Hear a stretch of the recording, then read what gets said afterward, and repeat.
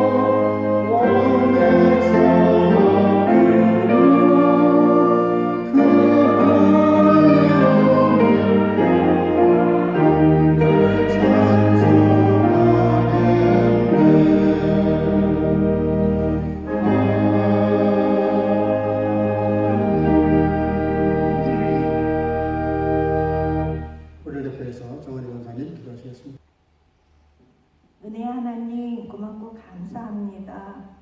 죽을 수밖에 없는 우리에게 새 생명 주시고 부활의 소망으로 하나님 왕국의 자녀 삼아 주신 그 은혜에 깊은 감사를 드립니다. 예배를 드리기 위하여 현장으로 온라인으로 우리 선교 공동체가 오직 한 마음으로 은혜롭고 복된 주님의 날 성삼위 하나님께 예배드릴 수 있도록 인도하심을 감사드립니다. 코로나 팬데믹으로 어렵고 나약한 상황 속에 있는 자들과 우크라이나 전쟁의 포화 속에 있는 자들에게 이스라엘 백성들이 광야를 지날 때에 하나님의 섭리 가운데 저들을 보호하시던 하나님께서 함께해 주시기를 간구드립니다. 모든 전쟁의 참극에서 건져주시고 속히 전쟁이 종식되어 평화의 날이 오도록 주님이 친히 간섭하여 주시기를 기도드립니다. 이런 때일수록 우리 모두가 기도와 예배로 살아계신 하나님을 찾게 하시고 비밀인내 나는 전쟁을 보며 하나님 언약의 말씀을 기억하게 하시고 마지막 때가 이른 줄 깨달아 더욱 깨어 말씀대로 믿고 살게 하소서. 우리 목사님 유럽 복음화와 코스대 사역과 본당 예배와 영상 예배를 주관하실 때에 갑절의 영감으로 성령의 기름 부음이 흘러 넘치게 하시옵소서. 이 시간 온전한 마음으로 주님께만 예배드리기를 원합니다.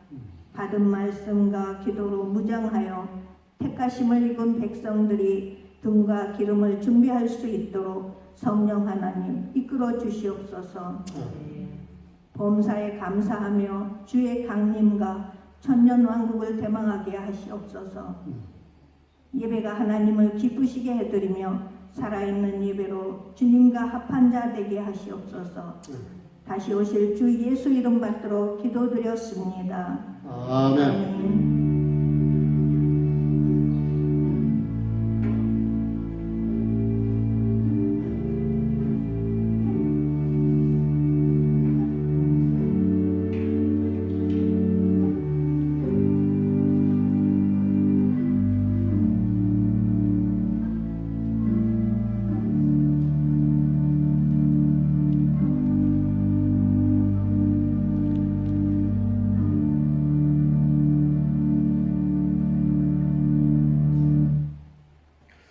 오늘 우리에게 주시는 하나님 말씀 마태복음 9장 10절에서 13절을 한 목소리로 같이 합독을 하겠습니다. 10절 나가시 보겠습니다.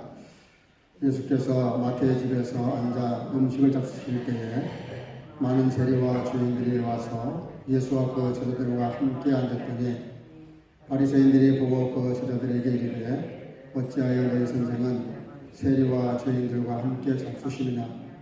예수께서 들으시고 이르시되 건강한 자에게는 의인이 쓸 데 없고 병든 자에게라야 쓸 데 있느니라.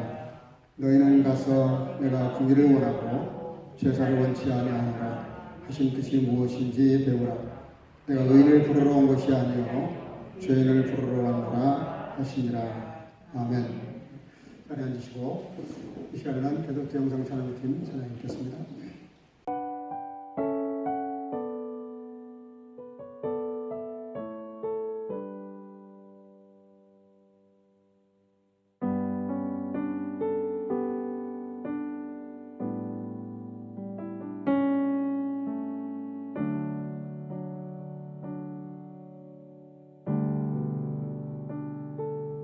하늘을 볼 겨를도 없이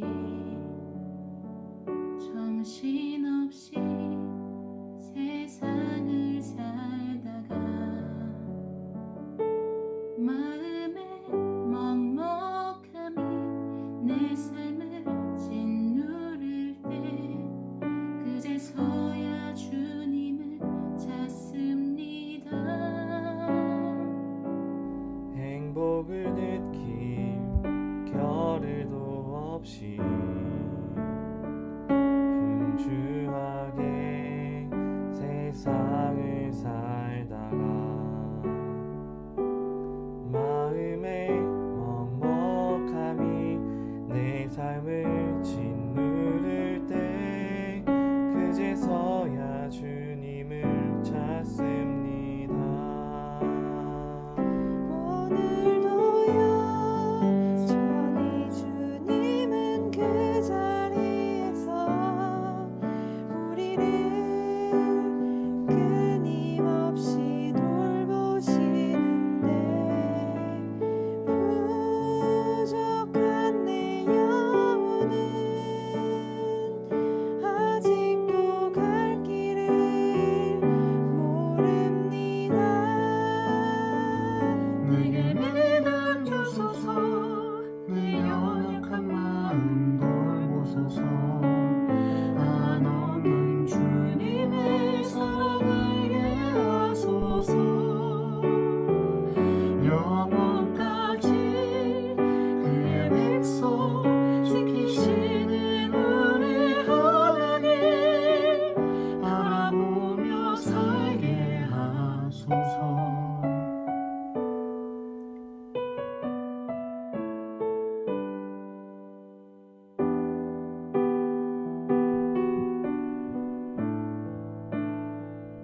언제나 사랑의 주님은 그 자리에서 끝까지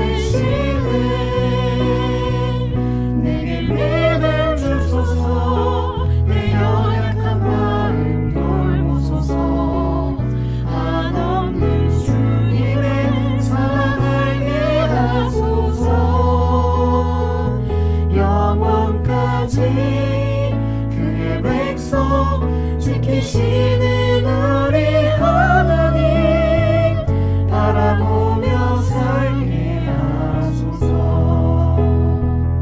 내게 믿음 주소서. 내 연약한 마음 돌보소서. 한없는 주님의 사랑 알게 하소서. 영원까지 그의 백성 지키시는 우리 하나님 바라보며 살게 하소서. 바라보며 살게 하소서.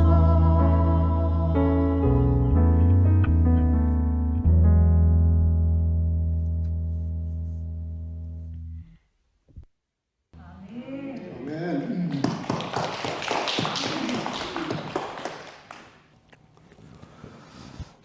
귀한 찬양 감사합니다.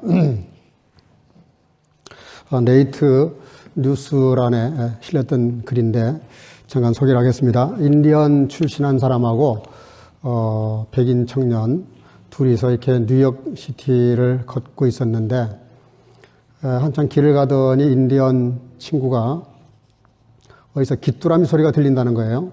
그러니까 백인 청년이 웃습니다. 이 사람아 이렇게 차가 많이 다니고 아스팔트에 콘크리트 집들만 난무하는데 여기서 어디서 귀뚜라미가 있겠나 그렇게 이야기를 하는 거예요. 그런데 인디언 청년은 그렇지 않다는 겁니다. 분명히 내 귀에 귀뚜라미 소리가 들렸다는 거예요. 그러더니 정말 넝쿨이 있는 그 담에 가더니 귀뚜라미를 찾아냈습니다. 그냥 깜짝 놀래요. 그러더니 자네는 이렇게 시끄러운 차가 왔다 갔다 하면서 이렇게 많은 사람들이 다니는 길인데 어떻게 해서 그 귀뚜라미 소리를 들을 수 있었나 그렇게 이제 물었어요. 그러니까 이 친구가 갑자기 인디언 청년이 주머니에서 동전 하나를 꺼내더니 땅에 이렇게 던졌습니다. 던지니까 이게 떨어지면서 땡그랑 하면서 이게 또 잘 떨어져가지고 드르륵 하고 이제 굴러갔어요. 그러니까 바로 주변에 있었던 몇 사람이 쳐다보는 거예요. 내 돈인가? 쳐다보는 거예요. 그때 그 인디언 청년이 그렇게 이야기했다고 합니다. 봤나? 문제는 관심이 중요하네. 관심. 자기가 어디에 관심 두고 있느냐에 따라서 자기 관심사가 있으면 소리를 듣는다는 거예요. 그러니까 그렇게 시끄러운 바닥이지만 동전 떨어지는 소리를 듣고 내 돈인가 하고 쳐다보는 사람들이나 그렇게 많은 시끄러운 소리가 있지만 담장에 있는 풀에서 이렇게 귀뚜라미가 울었을 때 그 소리를 듣는 인디언. 참 놀랍지 않습니까? 우리들의 관심사가 어디 있느냐에 따라서 소리를 들을 수 있고 들을 수 없을 수도 있다는 거예요. 그 어떤 글에 보니까 예를 들면 이런 겁니다. 십자 하나 이렇게 놓고도 많은 사람들이 그 표현이 달라요. 당연히 목사님들은 십자가라 그러죠. 근데 수학자는 이게 덧셈이라고 생각을 하죠. 그리고 교통경찰에 보면 이건 네거리 표시다. 사거리 표시다. 그리고 또 간호사는 적십자라 그러고 약사는 녹십자다. 이렇게 표현하는 게 다 달라요.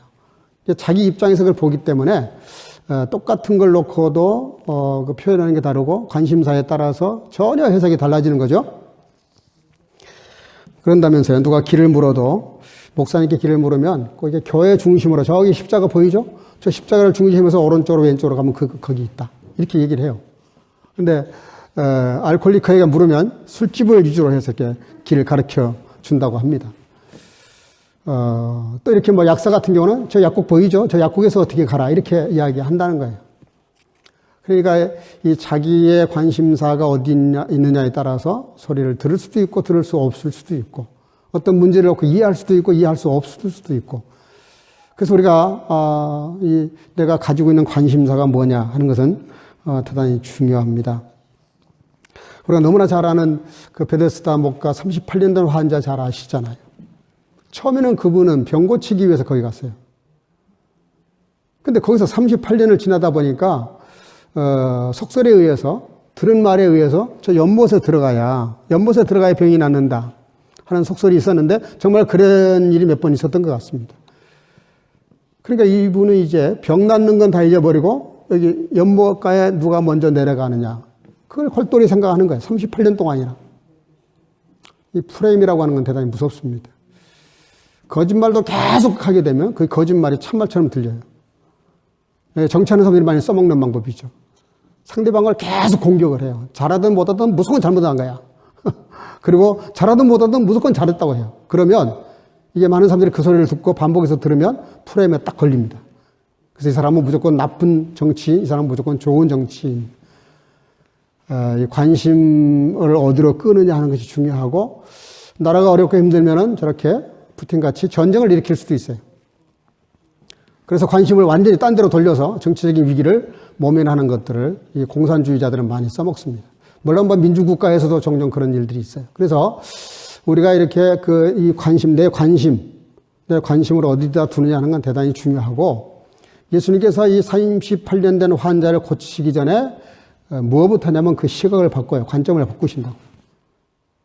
연못에 가는 게 중요한 게 아니라 네가 병 나는 게 중요하다. 응? 네가 연못에 들어가고 싶으냐 이렇게 묻지 않으셨어요. 네가 낫고자 하느냐. 원래 여기 38년 전에 왔었던 그 동기와 목적을 되살리는 거죠. 그걸 기억하게 해놓고 나서 비로소 병을 고치세요. 그래서 우리가 어떤 내 인생을 경영하거나 어떤 목적을 놓고 인생을 살아갈 때 가장 좋은 자세는 편견을 없애는 겁니다. 편견. 그리고 순전히 그 오리지널 생각을 가지고 처음 생각을 찾는 것이 대단히 중요하고, 운동이든 뭐든 늘 문제가 생기면 초심으로 돌아가라. 기초부터 다시 해라. 이렇게 하거든요. 그게 뭐냐면 뭔가에 이렇게 내가 프레임에 걸리지 않고 다시 이렇게 벗어나서 본질을 붙잡는 것이 중요하다는 뜻입니다. 에서는 장자로 태어났잖아요. 장자로 태어났는데도 불구하고 장자의 명분을 못 써먹어요. 그리고 차자로 태어났던 야곱이 온갖 수단을 다 동원해서 장자가 되는, 기가 막힌 일이죠, 사실은. 하만도 그렇죠. 그 나라의 2인자인데 말이에요. 뭐가 아쉬워요? 자기가 이미 2인자인데 뭐가 아쉽냐고. 근데 모르드게에게 꽂혀가지고 그 사람을 못 잡아먹어서 안달을 하다가 결국은 자기가 그 사람 죽이려고 했던 형틀에 자기가 죽는. 그래서 이게 우리가 이 관심을 어디다 두느냐 하는 건 대단히 중요합니다. 우리가 신앙생활 하면서 교회에 나오면서 늘 우리들의 관심을 이렇게 한 번씩 뒤집어야 돼요. 내가 정말 하나님 앞에 나와서 예배하는데 충실하고 있나? 늘 그 본질을 잊어서는 안 된다는 얘기죠. 그런가 하면은 삭개오는 예수님 만날 수 없다는 걸 알아요. 자기 신분이나 처지가 예수님이 자기를 면담해주지 않을 걸 너무나 잘 알아요. 그러니까 뽕나무 위에 올라가잖아요. 그만큼 예수님께 집중을 하는데, 집중하다 보니까 방법이 생각났어요. 키가 작으니까 뽕나무 위에 올라갈 생각을 해요. 예수님께 집중을 하다 보니까 예수님을 만날 수 없는 사람임에도 불구하고 만나지더라 이거죠. 사마리아 여인도 마찬가지입니다. 인생이 완전히 망가진 여인인데 물길로 왔다가 예수님을 만나고 거기서 예배에 대한 질문을 해요. 놀라운 질문입니다, 사실은. 인생이 다 망가진 여인이고 버림받은 여인이고 소외된 여인이고 비난받는 여인인데, 그 예수님에게서 예배에 대한 본질을 물었을 때 예수님이 정확한 답을 하셨어요. 진정과 신령으로 예배할 때가 오나니 이때라 그러면서 예수님 이후에 우리가 정말 영으로 예배드릴 수 있는 그런 길을 가르쳐 주시죠. 소경 바디모도 마찬가지고 야곱도 마찬가지예요. 이분들은 하나님의 나라 그리고 예수 그리스도에게 집중해서 복을 받았던 사람들입니다. 제자들과 예수님이 3년 반 동안 늘 갈등했던 문제가 뭡니까? 늘 이 관심의 문제에서 관심의 초점이 문제예요. 예수님은 늘 하나님 나라를 근거로 말씀하시고 제자들은 늘 이 세상을 근거로 말씀을 들었어요. 그러니까 지금 현대 그리스도인들의 가장 큰 문제가 뭡니까? 교회를 하고 신앙생활을 해도 늘 세상적인 것들로부터 동기가 출발이 되고 세상적인 것들을 이루려고 교회를 나오는 분들도 꽤 많아요. 네. 신앙생활을 좀 어느 정도 했으면, 이제 내공이 생기면 우리가 신앙의 본질을 알아야 되고 본질을 붙잡아야 되거든요. 그리고 다른 건 있어도 그만, 없어도 그만이에요.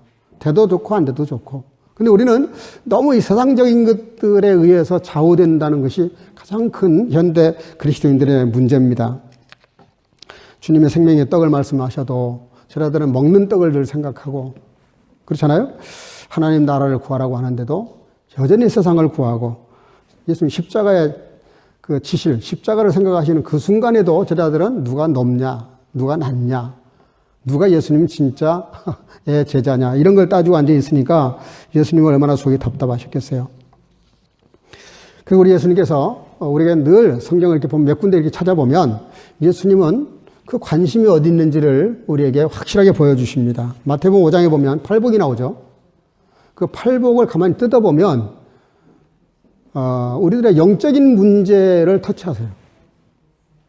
마음이 청결한 사람, 마음이 가난한 사람, 애통하는 사람, 평화를 추구하는 사람. 이게 다 뭐냐면 영적인 문제, 육체의 문제가 아니고요.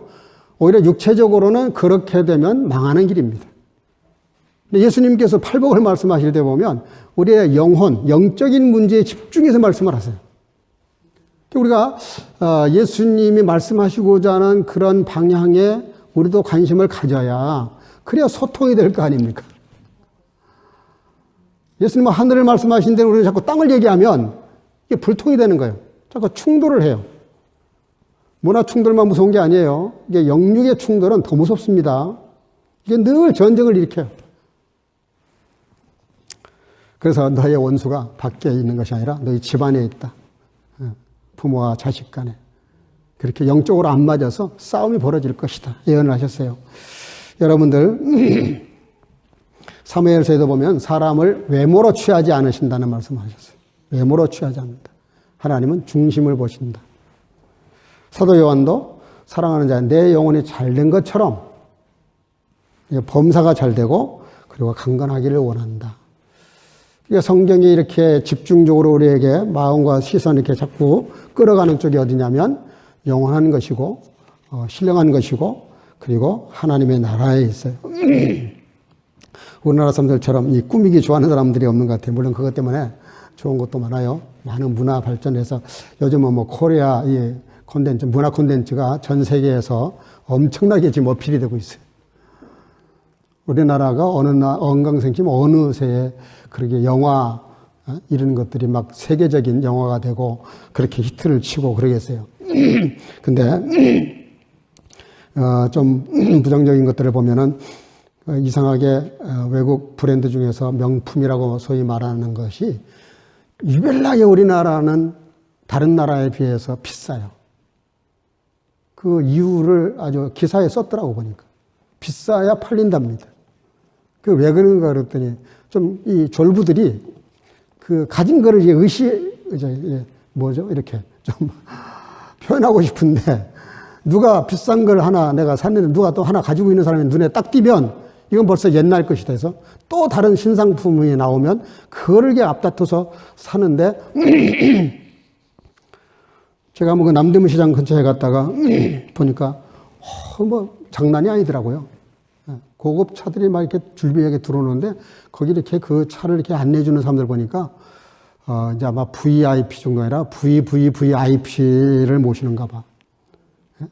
뭐 한 달에 한 1억 정도는 써야 그래야 뭐 이렇게 좀 명단에 들어갈 정도라니까 우리나라가 언제부터 이렇게 되는지는 몰라도 이게 다 뭐냐면 비교의식. 본질이 아니라 비본질적인 것, 드러난 것, 이 치장하는 것, 이런 것에 그 영혼이 뺏겨서 그렇게 어리석은 행동을 하는 거죠. 하나님은 우리들의 외형적인 것도 물론 전혀 관심이 없지는 않지만 주님의 관심은 우리 속사람에게 있고 특별히 자기에게로 마음을 진심을 가지고 다가오는 사람들에게 관심이 있다고 말씀하셨어요. 역대하 16장 9절 여호와의 눈은 온 땅을 두루 감찰하사 전심으로 자기에게 향하는 자를 위하여 능력을 베푸신다. 요한복음 4장 23절 아버지께 참으로 예배하는 자들은 신령과 진정으로 예배할 때가 오나니 곧 이때라. 아버지께서는 이렇게 자기에게 예배하는 자들을 찾으신다. 하나님의 관심은 어디에 있냐면 우리가 정말 하나님을 향해서 마음을 향하면 그런 사람에게 하나님도 관심이 있으시다. 자연스러운 것 같아요. 그렇잖아요. 나에게 관심이 없는 사람한테 내가 관심 가진다는 것은 굉장히 피곤한 일입니다. 나에게 관심이 있는 사람에게 관심을 가지면 아주 아름다운 관계가 이루어지겠죠. 마리아가 옥합을 깨뜨려서 예수님 발에 부었을 때 가룟 유다가 비난을 해요. 비판을 해요. 야, 그거 300데나리온이 되는데 그거를 팔아서 가난한 사람에게 주면 얼마나 좋겠냐. 지금 마리아는 예수님께 받은 은혜에 감사해서 자기의 사랑을 표현하는 거예요. 지금 그 기름 옥합을 깼다는 게 중요한 게 아니에요. 그 마음이 중요한 건데 유다는 그걸 돈으로 보는 겁니다. 옥합을 깬 그 기름 300데나리온 거기에 꽂힌 거예요. 근데 마리아와 예수님은 그게 아니에요. 마리아는 뭐예요? 주님께 받은 사랑이 너무나 크고 감사하니까 이걸 또 사랑으로 표현하는 거예요. 근데 그 사랑조차도 그것을 인간적인 그런 물량적인 것으로 이해하는, 예수님께서 책망을 하시죠. 아예 온 천하에 어디서든지 복음이 전파되는 곳에는 이 여자의 행한 일도 말하여 그를 기억해라 하고 유다를 이렇게 제쳐놓으시고 이 마리아의 행동을 칭찬하셨어요. 극찬을 하셨어요. 그런 극찬이 어디 있어요? 내가 복음이 증거되는 것마다 이 여인의 한 일도 잊어버리지 말고 기억해라. 그게 중요하다. 그 마음을 보신 것이죠. 그래서 이사야 55장 8절에 이렇게 기록하고 있습니다. 여호와의 말씀에 내 생각은 너희 생각과 다르며 내 길은 너희 길과 달라서 하늘의 땅보다 높은 같이 내 길은 너희 길보다 높으며 내 생각은 너희 생각보다 높다. 그러셨어요. 이게 이제 우리가 늘 긴장하고 기도해야 되고 말씀을 묵상하고 늘 헤아려야 될 부분 중에 하나입니다. 하나님의 생각과 우리의 생각이 하늘과 땅만큼이나 차이가 난다는 거예요. 그러니 여러분들, 제가 옛날에 블로그 할 때 블로그 제목이 그거였어요. 하늘과 땅. 그리고 조그맣게 주석을 달았어요. 하늘과 땅만큼 벌어진 간격을 어떻게 좁힐 것인가. 그것이 내가 이 블로그를 만든 목적이다. 그렇죠. 목회라는 게 뭐겠어요? 우리가 신앙생활 하면서 계속해서 이렇게 힘쓰고 애쓰는 게 뭐겠어요? 하나님의 뜻과 내 생각이 너무 다르니까 이걸 좁히기 위해서 이걸 좁혀야 되거든요. 그러려면 두 가지 해야 됩니다. 하나님의 뜻을 헤아려야 되고 내가 계도 수정을 계속 해야 돼요. 나를 계속 바꿔야 돼요. 그래서 우리가 이렇게 차를 타고 가다 보면은 잘 나오던 방송이 잘 안 나올 때가 있어요. 주파수를 조정하면 또 잘 나올 때가 있습니다. 아니면 너무 멀어져서 안 될 수도 있어요. 옛날에는 저희도 그 사텔리트로 텔레비를 본 적이 있었는데 방향이 조금만 틀어져도 방송이 안 잡혀요. 정말 아주 굉장히 밀리미터를 맞춰야만 그래야 방송이 딱 정확하게 나옵니다. 신앙이 바로 그런 겁니다. 우리가 하나님의 뜻과 말씀에 늘 이렇게 나를 이렇게 좀 움직여서 생각을 바꿔서 다듬어서 주님 뜻에 주님 관심과 나의 관심이 일치하도록 늘 이게 조정하는 거, 그게 신앙생활이죠. 그게 훈련이고요. 그게 저는 목회라고 생각해요. 여러분들과 하나님 사이에서 여러분들과 하나님과 그 간격을 어떻게 하면 좁힐 거냐. 제 역할은 그거죠. 말씀을 통해서, 기도를 통해서, 신앙 지도를 통해서 그거 하는 것이죠. 오늘 본문은 너무나 잘 아는 말씀인데 예수님의 관점, 예수님의 그 관심이 어디 있는지를 잘 보여주시는 말씀입니다. 오늘 본문 10절에 예수께서 마태의 집에서 앉아 음식을 잡수실 때 많은 세리와 죄인들이 와서 예수와 그 제자들과 함께 앉았더니, 예수께서 세리 마태를 부르셨어요. 그러니까 바로 따라와요.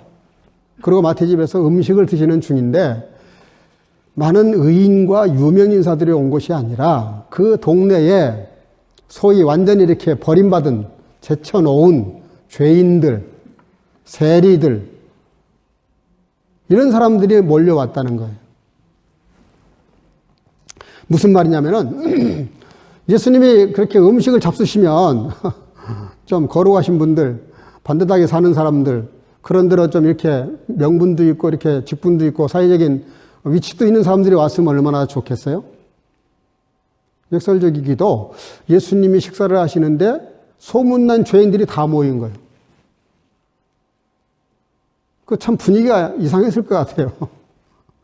잔치를 하니까 기쁘고 좋은 시간인 건 틀림없는데 거기에 온 사람들이 죄인들이 와 있으니 예? 그 잔치가 되겠어요? 사람들이 비난을 할 텐데 죄인들이 모였다고 소문난 것들 다 모여있네. 아니 쓰레기들이 모여있네. 이렇게 될 거 아닙니까? 근데 지금 예수님이 식사하시는 자리에 지금 그렇다는 거예요. 소위 뭐라 그럴까요? 사회적인 이렇게 좀 명분 있는 분들, 유명사가 있는 분들, 또 이렇게 그분이 우리 집에 오면 좀 이렇게 영광스럽겠다, 자랑스럽겠다 하는 사람들은 없고 이런 사람들만 있으니 그 자리가 얼마나 애매했을까. 근데 왜 이런 분들이 모였을까요? 그는 예수님께서 평소에 이분들에게 잘하셨어요. 쉽게 말하면 세리와 창기와 소위 세상에서 낙인 찍혀가지고 손가락질 받고 가까이 하고 싶지 않고 관계 있을까봐 노심초사하는 그런 사람들을 주로 예수님은 가까이 하셨어요. 이상하죠? 네. 이거는 대단히 심각한 문제입니다. 제일 안타까운 것은 뭐냐면 자기들도 하나님 앞에 서면 다 용서받아야 될 죄인이고 용서받은 죄인이거나 용서받아야 될 죄인이고 이런 쪽에 죄는 안 졌지만 저런 쪽에 죄를 짓고 이쪽에는 깨끗하지만 저쪽에는 더러운 가증스러운 다 누구나 사람이라면 누구나 그 문제가 있어요. 여기서 지금 하나님 앞에서 나 괜찮습니다. 나 이 정도 살았으면 잘 살았습니다. 라고 말할 수 있는 사람이 누가 있겠어요? 바울 사도가 나는 죄인 중에 괴수라고 말하는 판인데 그 앞에 누가 감히 명함을 내밀겠냐고. 근데 제일 가소롭고 안타까운 게 뭐냐면 이 바리새인들의 문제인데 굉장히 거룩한 척을 해요.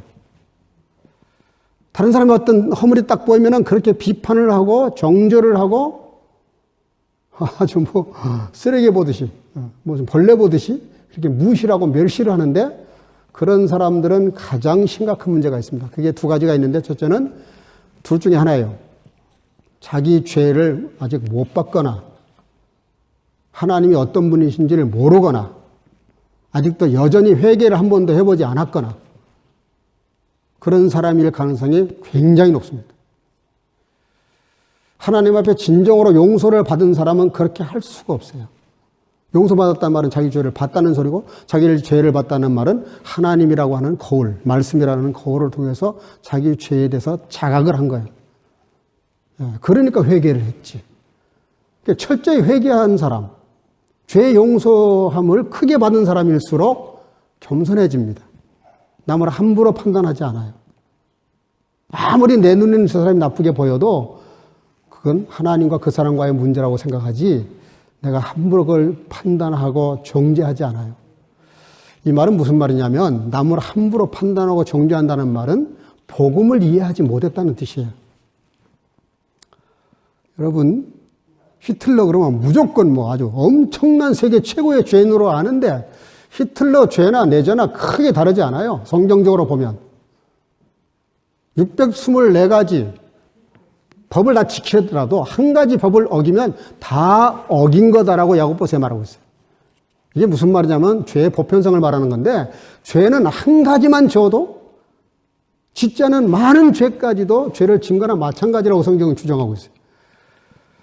여러분들 예수님의 복음, 예수님을 정확하게 이해한 사람은 자기가 주님 앞에 엎드려 정말 가슴 아프게 가슴을 치며 회개할 뿐만 아니라 다른 사람의 죄가 보여도 정죄할 수가 없어요. 왜냐하면 내 죄가 더 크다고 생각하기 때문에 그 사람을 함부로 정죄를 못합니다. 그게 복음이 말씀하는 거고 예수님이 말씀하시는 거예요. 왜 예수님께서 죄인들하고 늘 가까이 하셨겠어요? 왜 죄인들하고 같이 밥을 먹느냐고 차마 번일에게는 못 물어보고 제자들에게 왜 실문을 했겠어요? 바리새인들도 조금은 양심이 있었던 것 같아. 차마 그거를 직접 못 물어보고 제자들에게 물어봐요. 네 스승은, 너희들 선생은 왜 저렇게 저따위 인간 쓰레기 같은 것들하고 어울리냐. 이런 얘기 하는 거예요. 가끔가다 목사님들이나 신앙생활 꽤나 했던 사람들에게 저도 그런 말을 듣습니다. 저는 그러면 그런 사람들을 무시합니다. 이 사람이 아직도 복음을 이해를 못했구나. 히틀러가 아니라 히틀러 할아버지 같은 사람이라도 김대두 같이 사람 18명을 도끼로 찍어 죽였어도 하나님 앞에서는 다 주님이 품으시는 죄인들이에요. 그들을 품는 거나 나를 품는 거나 똑같아요. 하나도 다를 게 없어요. 죄라는 거는 그런 것입니다. 복음을 제대로 이해한 사람은 절대로 그럴 수가 없어요. 그런데 조금 사회적으로 어떤 문제가 있는 사람과 가까이 하잖아요. 가까이 하는 사람까지 이제 막 비난을 해요. 저 사람이 저렇게 가까이 하는 거 보니까 유유상종이라고 똑같은 놈인가 보다. 이렇게 함부로 비판하고 판단을 해요. 그거는 하나님 앞에서 굉장히 무서운 죄를 짓고 있는 겁니다. 그래서 보면 11절에 보면 바리새인들이 보고 그 제자들에게 이르되 어찌하여 너희 선생은 세리와 죄인들과 함께 잡수시느냐. 그렇게 질문을 했어요. 그때 주님께서 12절에 보면 이렇게 말씀하십니다. 예수께서 그 소리를 들으셨어요. 들으시고 이르시되 건강한 자에게는 의원이 쓸데없고 병든 자에게라야 쓸데있느니라. 이게 무슨 얘기인지 아시겠어요?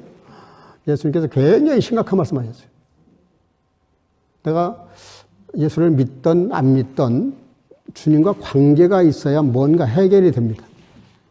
그런데 예수님의 이 말씀은 무슨 뜻이냐면 그런 생각을 해? 내가 지금 죄인들하고 같이 밥 먹는 걸 놓고 그 따위로 얘기를 해? 그 사람들은 나하고 아예 관계가 없다는 뜻이에요. 그렇잖아요. 의사는 환자에게 필요하지. 건강한 사람에게 무슨 환자가 필요하겠어요? 의사가 필요하겠어요. 예수님께서 지금 환자와 의사의 비유를 들으셨지만 굉장히 무서운 말씀을 하신 거예요. 저런 바리새인들하고 나하고는 관계가 없다. 이런 말씀이에요. 저렇게 건강하다고 자칭 말하는데 나는 의사로 왔고 여기 지금 영적인 병든 사람과 내가 밥을 같이 먹는 건 당연한데 너희들이 그런 생각을 해? 그 소리를 들으시고 하시는 말씀. 저들과 나는 아무 관계가 없다. 이렇게 말씀하셨어요. 얼마나 무서운 말이에요. 그게 사회적으로 봤을 때는 오히려 그 사람들의 말을 들어줄 거예요. 바리새인들의 말을. 왜냐하면 그분들은 드러난 죄가 없어요. 얼마나 거룩한데요. 얼마나 거룩했는데. 절대 죄가 없는 분들이에요. 드러난 죄가 없어요. 속으로 썩어 문드러져도 드러난 죄가 없으니까 사람들이 그렇게 판단을 해요. 이분들은 거룩하고 의로운 분들이고 존경받을 만한 분들. 그리고 드러난 이 세리와 창기들은 드러난 죄 때문에 손가락질을 받을 수밖에 없는. 그래서 우리가 알아야 됩니다. 하나님의 생각과 우리의 생각이 너무너무 달라요. 보는 시각도 다르고 판단도 다르고 태도도 다르고 너무 달라요. 그것이 하늘과 땅만큼 다르다는 거예요. 그러면서 한마디 더 하셨어요. 13절. 너희는 가서 내가 궁의를 원하고 제사를 원치 아니하노라 하신 뜻이 무엇인지 배우라. 내가 의인을 부르러 온 것이 아니요 죄인을 부르러 왔노라 하시니라. 당연히 바리새인들이 세리와 창기들하고 비교할 수 없을 만큼 거룩하게 반듯하게 잘 살았어요. 그건 사실이에요. 그럼에도 불구하고 예수님께서 지금 무슨 말씀하고 계시냐면은 내가 궁의를 원하고 제사를 원치 아니한다. 이건 틀린 말입니다. 하나님은 제사를 원하세요. 예배를 원하십니다. 근데 왜 이런 말씀하셨을까? 그럴 정도라는 거예요. 내가 정말 너희들에게 바라는 건 진정과 신령으로 예배 드리는 거다. 너희들이 나한테. 그러나 예배를 설령 못하더라도 진리는 깨달아야 되지 않겠냐. 그런 얘기예요. 복음을 깨달아야 되지 않겠냐. 그런 얘기입니다. 내가 이 땅에 온 목적을 알아야 될 거 아니냐. 자칭 죄가 없다는 사람은 죄가 없는 게 아니에요. 죄가 있는데 죄를 깨닫지 못하는 죄가 또 있어요. 도펠로 죄가 있는 사람들이에요. 구제할 길이 굉장히 멀어요, 이 사람들은. 왜냐하면 자기가 죄 없다고 생각하니 회개할 일이 없고 회개할 일이 없으면 구원 못 받는 거니까, 영접 안 하는 거니까 이건 정말 구제불능입니다. 그러나 드러난 죄가 있는 사람들은 회개란 말 안 해도 스스로 회개를 해요. 왜 나는 죄를 졌으니까. 너무 그게 아프고 괴로운 거예요. 훨씬 더 하나님 나라에 가깝고 주님이 오신 목적과 맞는 거예요.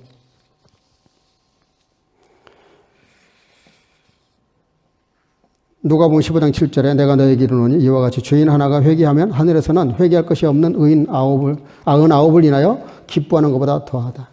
어떻게 그렇게 가능하겠어요? 아무 문제 없는 99마리 양이 훨씬 더 기쁘고 좋죠. 안 그러겠어요? 아무 문제 없는 99마리가 훨씬 더 사랑이 가고 애착이 가고 존귀한 존재들입니다.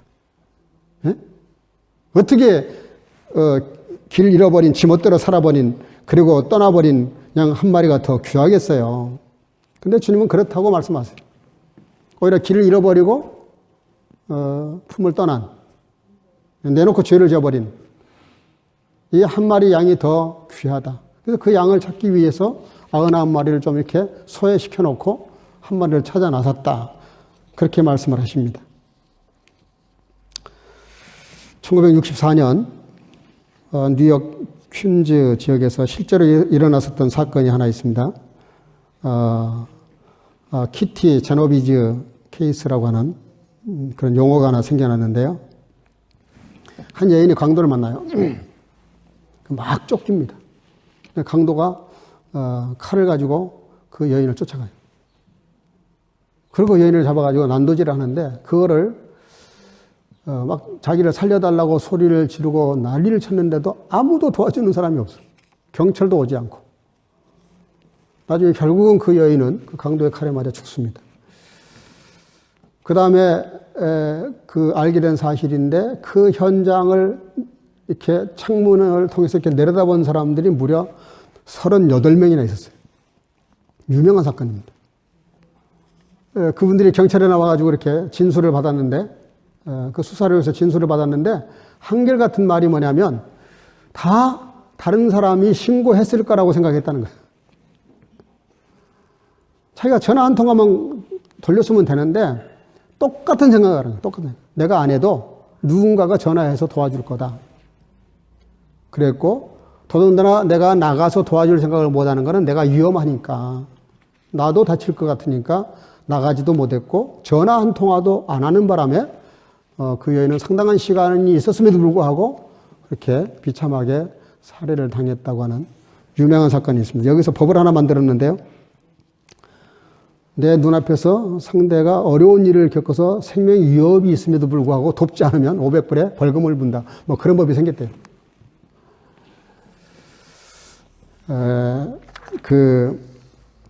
우리는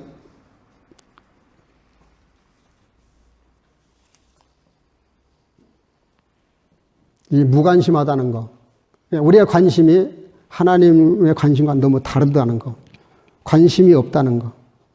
하나님은 우리에게 이처럼 엄청난 관심을 가지고 있는데 우리가 하나님에 대해서 관심이 없다는 거. 요한복음 15장 11절 이런 말씀이 나옵니다. 내가 이것을 너에게 이름은 내 기쁨이 너희 안에 있어 너희 기쁨을 충만하게 하려 함이니라. 예수님의 관심은 첫 번째가 우리 죄인들에게 관심이 있으시고 죄인을 구원하신 데 관심이 있고 두 번째는 그 죄인을 구원해서 행복한 인생을 살고 기쁘게 사는 것에 관심이 있다. 그렇게 말씀하고 계십니다. 그래서 갈라디아서 그 데살로니가전서에 보면 그런 말씀이 나오죠. 항상 기뻐하라. 쉬지 말고 기도하라. 범사에 감사하라. 이는 너희를 향하신 하나님의 뜻이다. 이렇게 말씀하셨어요. 뭐 자녀를 키우시는 분들은 뭐 설명이 필요 없어요. 다 자기 자녀가 행복하기를 바라잖아요. 특별히 그 미주 지역에 오래전에 갔을 때 그분들 얘기 들어보니까 그 미주의 이민 온 목적이 오로지 하나예요. 자기 자식 한번 잘 키워보자고 온 거예요. 자식 한번 잘 키워보자고. 그래가지고 처음에는 그냥 평범한 일을 하다가 그걸로는 경제적으로 모자랄 것 같으니까 투잡수를 하고 쓰리잡수까지 가다가 나중에는 그 아이들이 마피아에도 빠지고 마약에도 빠지고 그래서 오히려 자식들을 망쳐버린 분들을 꽤 많더라고요. 보니까. 여러분들 자식 사랑해서 자식을 사랑하는 부모님들의 마음이 똑같잖아요.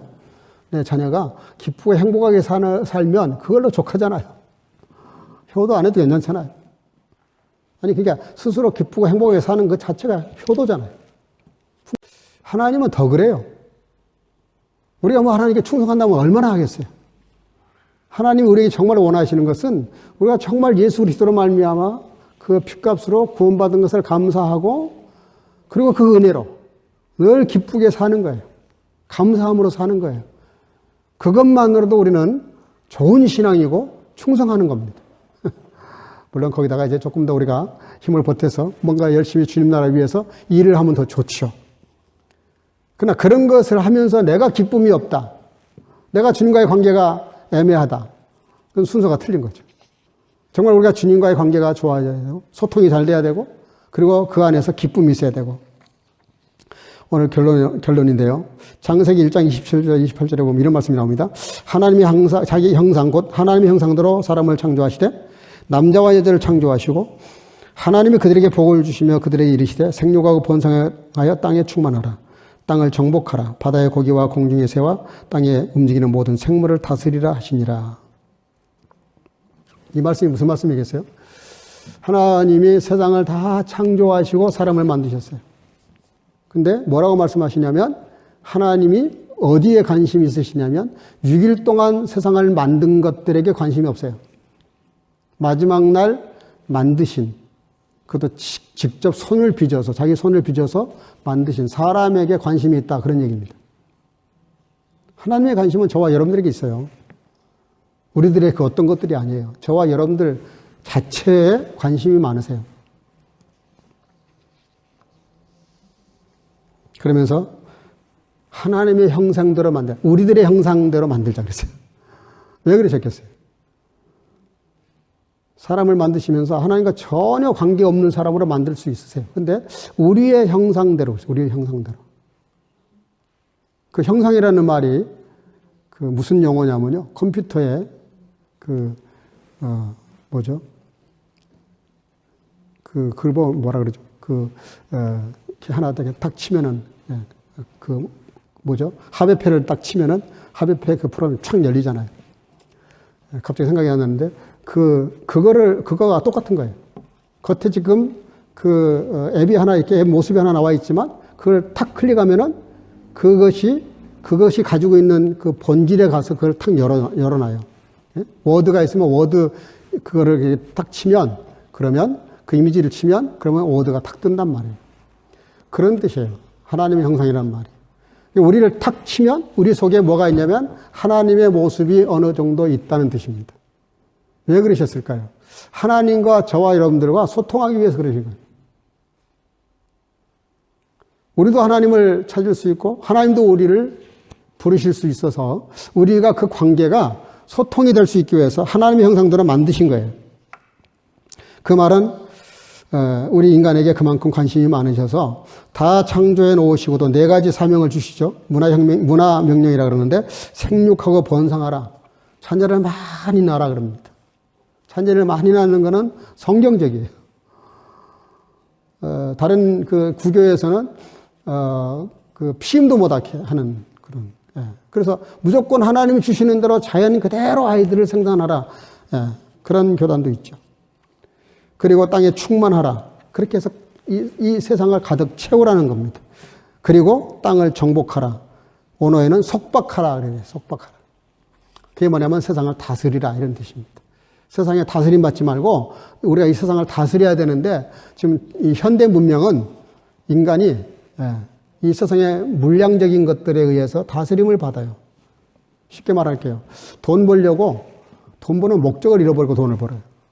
도대체 그렇게 많은 돈을 벌어서 뭐에다 쓸지는 모르겠는데 쓰지도 못하고 죽으려면서 그저 재산을 많이 모으는 게 목적인 사람들이 많아요. 아마 우리나라 사람들처럼 즐길 줄 모르는 민족, 쉼이 없는 문화, 일 중독에 빠진 나라가 없을 거예요. 그도 제가 유럽에 와서 이렇게 이분들 보면 1년 내내 고생하고 한 달 반이나 2달 정도 이렇게 번 돈 가지고 가서 실컷 가서 쓰고 그리고 인생을 이렇게 즐기는 모습을 보는데 뭐 다 옳다는 건 아니지만 상당히 바람직해요. 이렇게 잘 쉬는 거, 즐기는 거. 그것은 세상을 다스리고 정복하라는 건데 우리가 오히려 세상으로부터 이렇게 정복당해가지고 세상에게 이렇게 종로로 타는 그리고 다스리라 그랬어요. 다스리라. 통치하라는 겁니다. 이것을 위해서 우리가 하나님에게 통치받아야 되고 그걸 가지고 세상을 통치해야 되는데 요한복음 3장 16절 이렇게 말씀하시죠. 하나님의 세상을 이처럼 사랑하사 독생자를 주셨으니 독생자를 주셨다. 하나밖에 없는 아들을 주셨다. 그 이유가 뭘까? 이는 저를 믿는 자마다 그래. 자마다. 이 자라는 말이 중요해요. 존재를 말해요. 우리 존재를 하나하나 믿는 자마다 멸망치 않고 영생을 얻게 하려 하신다. 우리 사람을 지어놓으시고 얼마나 힘이 좋았더라 했던 존재인데 그 하나님 말씀을 거역해가지고 죄를 짓고 사망에 이르게 된 저와 여러분들 다시 살리시려고 창조 때는 직접 우리를 빚어 만드셨는데 우리가 그 신분을 잃어버리고 본질을 잃어버리니까 그 본질을 다시 찾아주시려고 하나님의 아들 예수님을 죽이셔서 십자가에 내어 놓으셔서 우리를 이렇게 얻으신 거예요. 우리를 값으로 사신 거예요.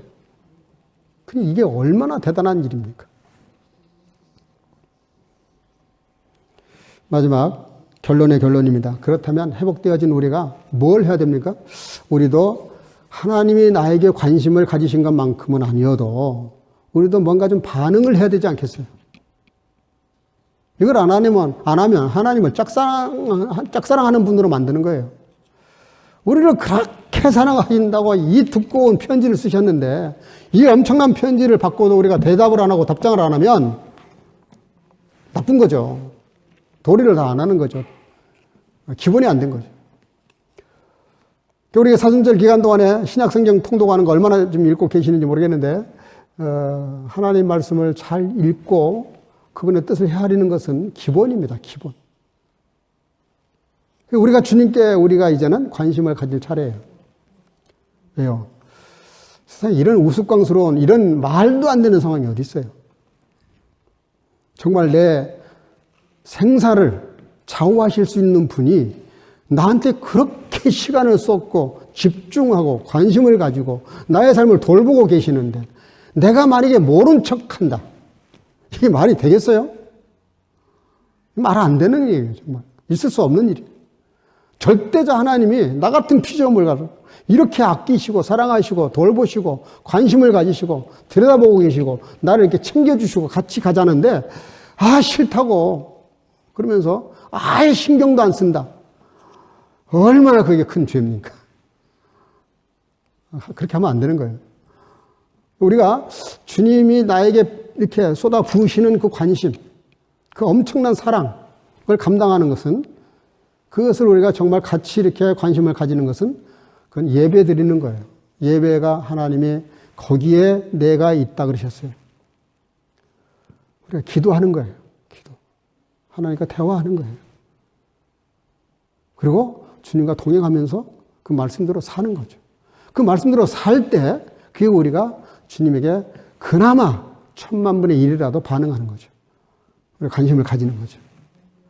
하나님의 관심을 기억하시고 내 모든 연약한 부분을 모아서 나도 주님께 관심을 가짐으로 이 관심과 관심에 만나서 정말 깊은 신뢰의 관계가 이루어지는 저와 여러분들 되시기를 주의 이름으로 축복합니다. 축복합니다. 기도하겠습니다. 사랑과 은혜가 충만하신 아버지, 이 시간도 주님 앞에 나와 예배하는 시간에 하나님의 관심이 어디에 있는지를 말씀을 통해 생각했습니다. 이제 내가 주님께 가져야 될 관심인 줄을 알고 나도 하나님께 관심을 집중함으로 아버지 하나님, 하나님과 나와의 관심이 만나는 지점에서 큰 하나님의 역사가 일어날 수 있도록 축복해 주시기를 간절히 소원하고 예수님 이름으로 기도하옵나이다. 아멘. 찬송가 210.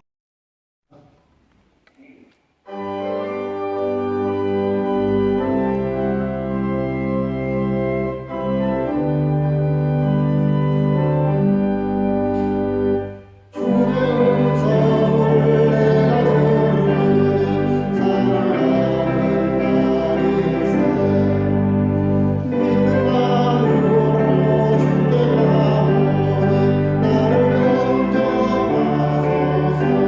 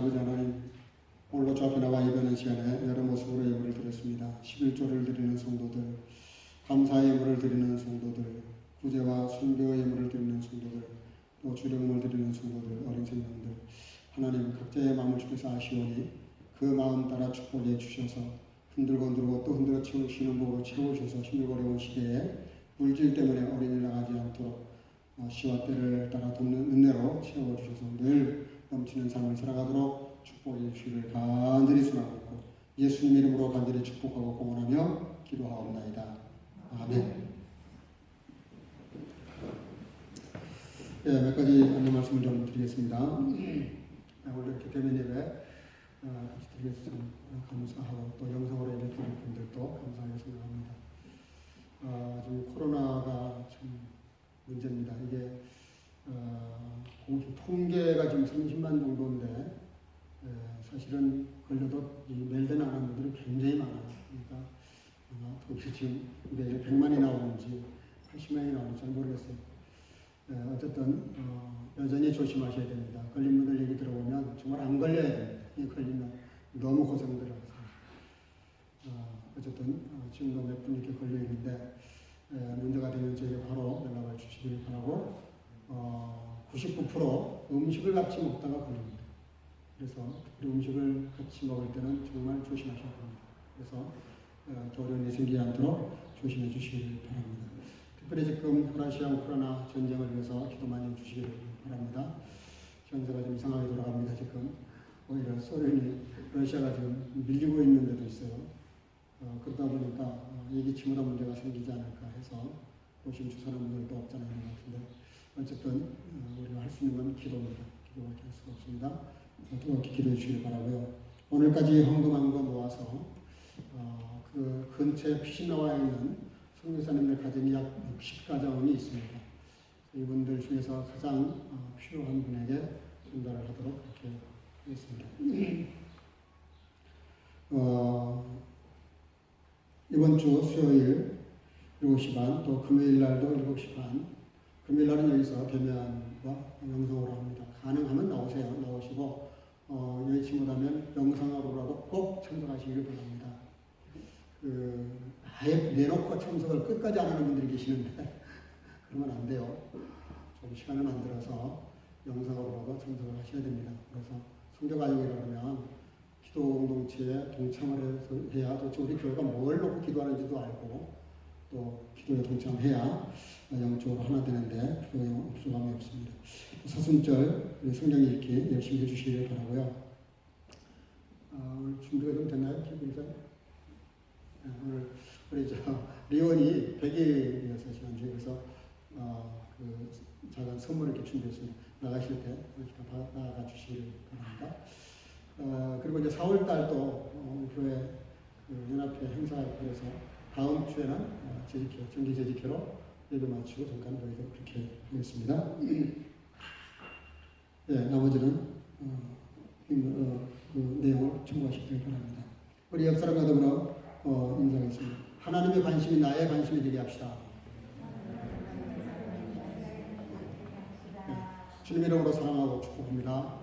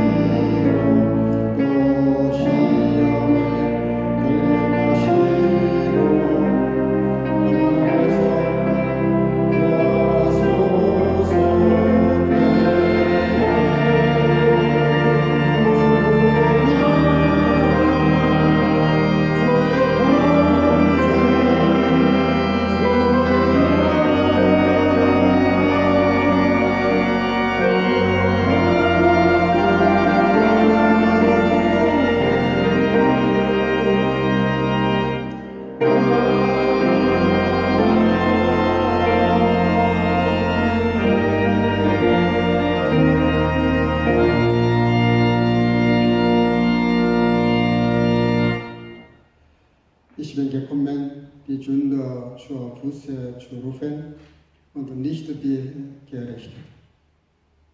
Die Gnade unseres Herrn Jesus Christus und die Liebe Gottes und die Gemeinschaft des Heiligen Geistes sei mit euch allen. 아멘. 내가 의인을 부르러 온 것이 아니요 죄인을 부르러 왔노라 하시니라. 이제는 우리 구주 예수 그리스도의 놀라우신 은혜와 아버지 하나님의 극진하신 사랑하심과 성령의 교통으로 충만케 하시니 이 세상에 자칭 의인이라 말하는 자들이 아니라 오히려 죄인을 찾아 구원하러 오신 예수 그리스도의 깊은 관심을 헤아려 늘 겸손히 주님 앞에 서며 하나님의 관심이 나의 관심에 대해 살기를 마음속에 결단하고 돌아가는 여기 모인 모든 수교 가족과 영상으로 예배하는 모든 지체들 머리 위에 이제부터 영원토록 함께 쓸지어다. 아멘.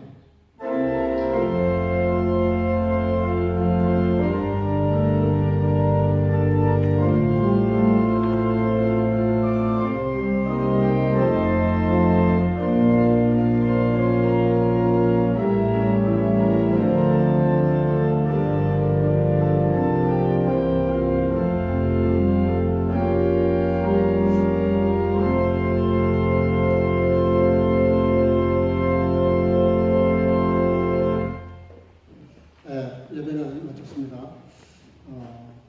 나가시고 수도하고 나가시고 한 주간 동안 주님의 관심이 나의 관심이 되도록 그렇게 생각으로 승리하시기를 주로 축복합니다. 하나님께 영광을 돌리겠습니다. 할렐루야.